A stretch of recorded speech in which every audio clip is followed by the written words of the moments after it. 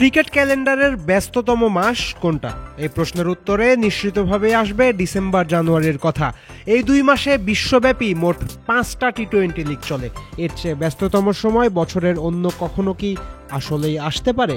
নিউজিল্যান্ডের super smash আর অস্ট্রেলিয়ার Big Bash তবুও যেমন তেমন।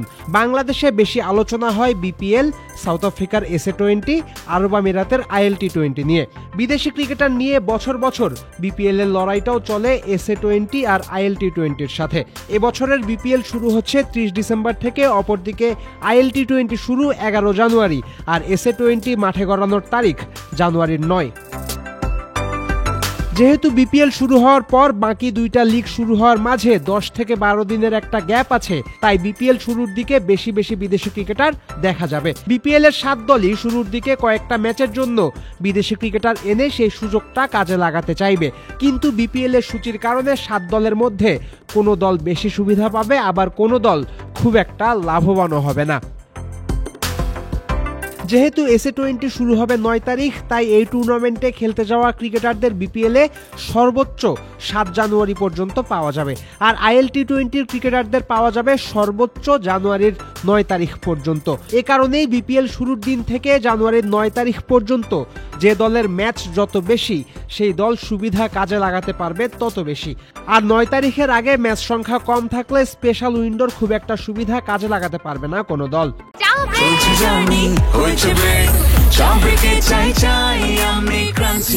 যে কোনো চা ব্রেকে বিস ক্লাব ড্রাই কেক, চায়ের সাথে আয়েশ। 30 ডিসেম্বর থেকে 9 জানুয়ারি পর্যন্ত সর্বোচ্চ 6টা ম্যাচ খেলবে Rangpur Riders. English batter Alex Hales এবং মার্কিন পেসার সৌরভ নেত্রাভালকারকে সাইন করেছে রংপুর। এই দুজনই আবার খেলবেন আইএল টি-20-তে।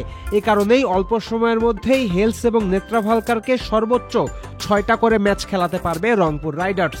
বড় বড় বিদেশি ক্রিকেটার নিয়ে অন্য দলগুলোর মনে আতঙ্ক সৃষ্টি করা ফরচুন বরিশাল ক্যাম্পও কিন্তু খালি হয়ে যাবে জানুয়ারির 10 তারিখের পর। কেননা Kyle Mayers, Shaheen Afridi, James ফুলাররা যাবেন আইএল টি-20 খেলতে। অবশ্য বিপিএল এর সূচি সাহায্য করছে বরিশালকে। যাওয়ার আগেই আফ্রিদিরা বরিশালের হয়ে 5টা ম্যাচ খেলার সুযোগ পাবে। সূচির কারণে বাড়তি সুবিধা পাওয়া দলগুলোর মধ্যে রংপুর বরিশালের পরই আসবে ঢাকার নাম। 9 জানুয়ারির আগে ক্যাপিটালসও মোট 5টা ম্যাচ খেলবে। এ সময়ের মধ্যে জহুর খান, জনসন চার্লস, জেসন রয়দের খেলাতে পারবে দলটা। সিলেট স্ট্রাইকার্সও হালকা পাতলা পাবে সূচির কারণে তৈরি হওয়া এই সুযোগ। 9 জানুয়ারির আগে ইংলিশ পেসার রিচ টপলেকে 3টা ম্যাচে খেলাতে পারবে সিলেট।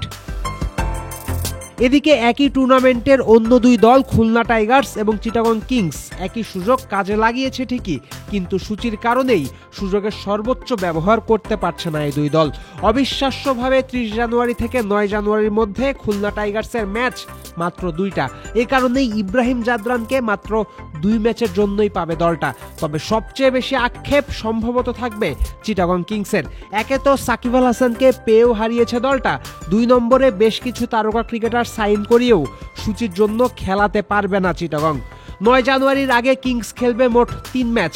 মঈন আলী যেহেতু খেলবেন সাউথ আফ্রিকার লিগে, তাই এই ইংলিশ অলরাউন্ডারকে কিংস পাবে সর্বোচ্চ 2টা ম্যাচের জন্য। উসমান খান আর অ্যাঞ্জেলো ম্যাথিউসকেও বেশি দিন পাচ্ছে না দলটা। জুবায়ের আকবরী এবং বিনুরা ফার্নান্দোর সার্ভিসও লম্বা সময়ের জন্য জুটবে না চিটাগাং কিংসের কপালে।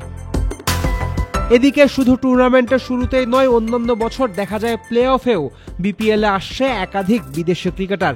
এবছর সেই সুযোগটাও খানিক কমছে। এবার বিপিএল এর প্লে অফ শুরু হবে 3রা ফেব্রুয়ারি। একই দিন শুরু হবে আইএল টি-20 প্লে অফ। এসএ-20 প্লে অফও শুরু হবে 4 ফেব্রুয়ারি থেকে। এই কারণেই আইএল এবং এসএতে বাদ পড়া ক্রিকেটাররা বিপিএল এ আসার জন্য খুব বেশি সময় পাবেন না।